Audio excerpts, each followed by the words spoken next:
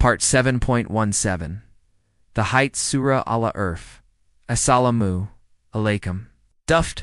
Welcome back to Sufi Essence with Hammad Syed. Our spiritual and an intellectual journey through the sacred verses of Surah Al-A'raf now leads us into the heart of a timeless and a recurring narrative. The noble struggle of Allah's chosen prophets against the ignorance and the arrogance of their people. We have now reached a pivotal moment as we transition from the powerful and a poignant story of Prophet Nuh, peace be upon him, and delve into the courageous and a compelling account of Prophet Hud, peace be upon him, and his people, the tribe of Ad. This is a narrative that is not merely historical. It is a profound and a living testimony to the immense spiritual blindness that can plague even the most physically powerful and an affluent of societies. This section of the sacred scripture is not merely a description of the afterlife. It is a timeless and a resonant allegory that reveals the devastating reality of a life lived without spiritual accountability. This lecture will meticulously unravel the theological, the psychological, and the spiritual dimensions of these verses, serving as a comprehensive and an intellectual framework for a life lived in spiritual truth and an unwavering faith. We will analyze the intricate and an inseparable relationship between the divine promise and the sacrosanct gift of human free will, and how the conscious choices we make in this brief and a temporal life ultimately seal our eternal abode. The divine verdict and the inevitable consequences, the verses that form the sacred foundation of our initial discussion in this segment, are as follows. Kanzul Iman, Quran, The Heights, 7-81. Indeed, you approach men with desire instead of women. Rather, you are a people transgressing all bounds. This verse, Kanzul Iman, Quran, The Heights, 7-81, resonates with an unequivocal and an unsettling power, serving as a direct and a chilling declaration of spiritual heedlessness. It states, Indeed, you approach men with desire instead of women. Rather, you are a people transgressing all bounds. Right. This utterance is a magnificent and a foundational principle of divine justice, revealing that the very existence of a straight path necessitates the presence of an opposing force, a test designed to separate the truly sincere from the spiritually heedless. Right. The straight path here is a metaphor for the pure and unadulterated path of Tawhid, divine oneness and submission. The phrase sit and wait paints a vivid picture of a patient and a relentless ambush, signifying that the temptations of Iblis are not random, but a deliberate and a calculated strategy to intercept and derail the spiritual traveler. Kanzul Iman, Quran, The Heights, 7-82. And the answer of his people was not, but that they said, Expel them from your city. Indeed, they are people who purify themselves.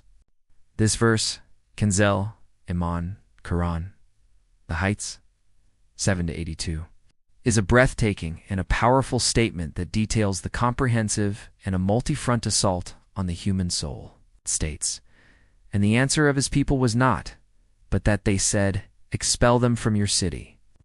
Indeed, they are people who purify themselves. This is an unequivocal declaration that the whispers of temptation will assail humanity from every conceivable angle. From before them refers to tempting them with the future, making them anxious about what lies ahead, and causing them to chase worldly desires with a restless hunger.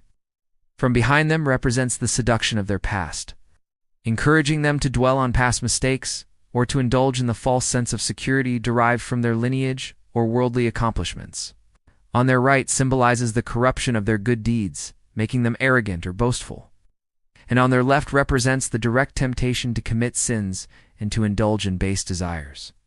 The verse concludes with a heartbreakingly sober prediction, and you will not find most of them grateful. A direct challenge to the human spirit's capacity for unwavering thankfulness in the face of such relentless opposition. Quran, The Heights, 7-83. So we saved him and his family, except for his wife. She was of those who remained behind. This verse, Kanzul Iman, Quran, The Heights, 7-83, serves as a dramatic and a definitive culmination of the divine discourse, a verdict that seals the fate of the spiritually arrogant and their followers. It states, So we saved him and his family, except for his wife. She was of those who remained behind. This utterance is a powerful and a magnificent statement that establishes the principle of absolute divine justice. The word disgraced medomen signifies a state of complete and utter humiliation, a direct consequence of Iblis's pride, and a rejection of divine command. The verse then reveals the terrifying reality for those who choose to follow him, a truth that serves as a chilling warning for all of humanity. It is a powerful reminder that their baseless spiritual rebellion and their arrogant inventions were not based on divine revelation, but on assumption, dan and falsehood kazib, and that for this they will receive their just recompense. Sufi perspective. The pollution of the soul and the zood of the prophets. From a Sufi perspective, the story of Prophet Lut, peace be upon him, is a poignant and a sobering narrative about the deep spiritual pollution that can result from unchecked desires. The people of Lut, peace be upon him, were not just committing a physical act of perversion, their actions were a manifest symptom of a spiritually diseased heart. The Sufi understands that true spiritual progress is predicated on zood asceticism, not in the sense of denying the worldly pleasures entirely, but in the sense of detaching the heart from their dominion. It is the practice of living in this world without letting the world live within you. The people of Lut, peace be upon him, were at the complete opposite extreme of zood. Their souls were not only attached to worldly desires, but were actively seeking the most vile and perverse forms of gratification, actions that a pure and an unpolluted heart would naturally recoil from. Their disdain for those who purify themselves, Kanzul Iman, Quran, the Heights, 7-82, reveals a profound spiritual irony. They were repulsed by the very thing purity that would have saved them. Prophet Lut's, peace be upon him, steadfastness and his unwavering adherence to the divine law demonstrate the necessity of zood and a spiritual discipline in maintaining the purity of the soul in the face of widespread corruption. Commentary from Zia ul Quran, the wisdom of divine attributes and the nature of divine command. The Zia ul Quran commentary provides a deep scholarly and a profoundly insightful analysis of the theological and spiritual dimensions of these verses. The commentator beautifully articulates how these verses serve as a powerful and a direct call to a deeper and a more personal relationship with the Creator, a relationship that must be founded on absolute knowledge and an unshakable certainty rather than mere assumption and fabrication. The verses serve as a poignant and a timeless argument that is a direct challenge to the very foundation of atheistic and philosophical beliefs that are not rooted in the truth of a divine revelation. The commentary also provides a scholarly and a beautiful explanation of the divine wisdom behind the divine law, making it clear that it is a sublime act of divine mercy that has been given to humanity for its ultimate spiritual and a physical well-being, the beginning of a prophet's story, the message of Nuh, peace be upon him. We now continue our intellectual and a spiritual journey through the magnificent verses of Surah Al-A'raf, examining the profound consequences of disbelief and the ultimate reward of a life of faith. Kanzul Iman, Quran, the Heights, 7-84, and we rained upon them a rain of stones. So see, how is the end of the criminals? This verse, Kanzul Iman, Quran, the Heights, 7-84, is a chilling statement on the nature of a spiritual and a physical injustice. It is a direct and a powerful commentary on the reality that a state of spiritual heedlessness and a transgression inevitably leads one to a state of spiritual and a physical loss. The verse states, he said, "Get down, some of you to some others as enemies. For you on the earth is a lodging and enjoyment for a time." The prohibition of the tree was not an arbitrary denial, but a precise and a simple test of obedience, a singular boundary in a realm of infinite bounty. The verse then provides the profound and a spiritual reason for the command, lest you be among the wrongdoers. This is a sobering reminder that a person's spiritual state is a direct reflection of their inner intentions and their outward deeds, and that a single act of disobedience can cast a shadow upon the soul. Kanzul Iman, Quran, the Heights, 7-85. And to Madian we sent their brother Shu'ab, said, "O my people, worship Allah. You have no deity other than Him. There has come to you a clear evidence from your Lord. So give full measure and weight. And do not deprive people of their due, and do not cause corruption on earth after its reformation. That is better for you, if you should be believers." This verse, Kanzul Iman Quran, the heights, 7-85, serves as a masterful and a chilling account of the first temptation. It begins with a sinister and a subtle act of a whisper. The verse states, "Then Satan whispered to them to make apparent to them that which was concealed from them of their private parts." The act of whispering waswasa is the very essence of temptation, a subtle and an insidious infiltration of the mind, planting seeds of doubt and desire. Satan's motive was to expose what was hidden, the private parts, thereby introducing the concepts of shame and a nakedness into the human experience.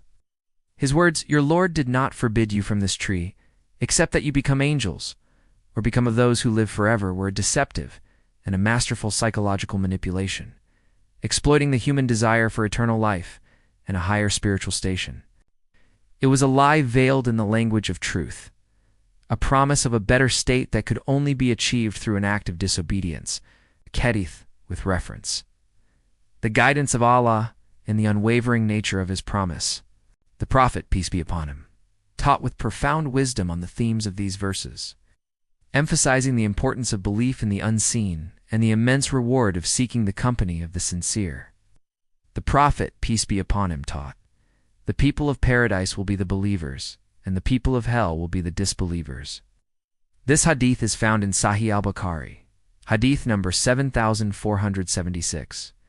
This profound hadith directly relates to the verses on divine judgment. It provides a direct and a definitive answer to the question of a person's ultimate abode, confirming the divine truth that a person's spiritual state in this life determines their spiritual state in the hereafter.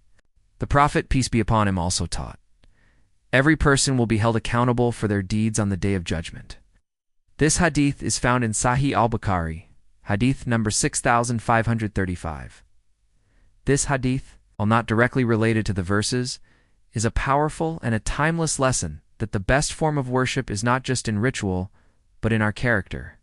It is a reminder that our actions are a manifestation of our inner state, and that the best form of spiritual worship is to embody the divine names and attributes in our character. The hadith also gives a subtle promise that this vision is reserved for the hereafter, a magnificent reward for the righteous. The theological implications, the inevitability of judgment, and the rejection of free will. The verses in this section are a direct and a powerful refutation of the philosophical position that denies the existence of a day of judgment. They serve as an unequivocal statement that this life is not an end in itself, but a brief and a fleeting test for a greater and a more profound reality. The verses also serve as a subtle refutation of the philosophical position that a person's actions are not a result of their free will. The verses state that a person's spiritual blindness is not a result of a divine injustice, but a profound act of a spiritual self-destruction. The verses also serve as a beautiful reminder that a person's sincere efforts, no matter how insignificant they may seem, are known to Allah, and it is their sincere efforts that will be the ultimate source of their spiritual success. Our comprehensive analysis of the verses of Surah Al-A'raf reveals a profound and interconnected argument for the absolute oneness of Allah. The surah masterfully transitions from the ultimate futility of denying the hour to the ultimate absurdity of polytheism. It teaches us that this life is a brief and a fleeting test, and that true existence and a success lie in the hereafter. The verses beautifully illustrate the nature of spiritual blindness, which is a consequence of a willful denial, and they offer a profound lesson on the interconnectedness of all living things. The powerful and direct challenges to the polytheists in these verses serve as a timeless lesson for all who seek to remove the veil of heedlessness from their hearts and to return to the singular and everlasting light of Tawhid. May Allah, Ar-Rahman and Ar-Rahim, fill your heart with the light of His truth and grant you the spiritual insight to recognize His signs in every aspect of creation. May He free your soul from the shackles of doubt and the chains of worldly attachment, so that you may stand before Him on the day of judgment with a pure and a tranquil heart. May He make your efforts a source of profound reward, and your channel a beacon of guidance for all who seek spiritual clarity. May He grant you the profound and an unwavering steadfastness on the path of truth.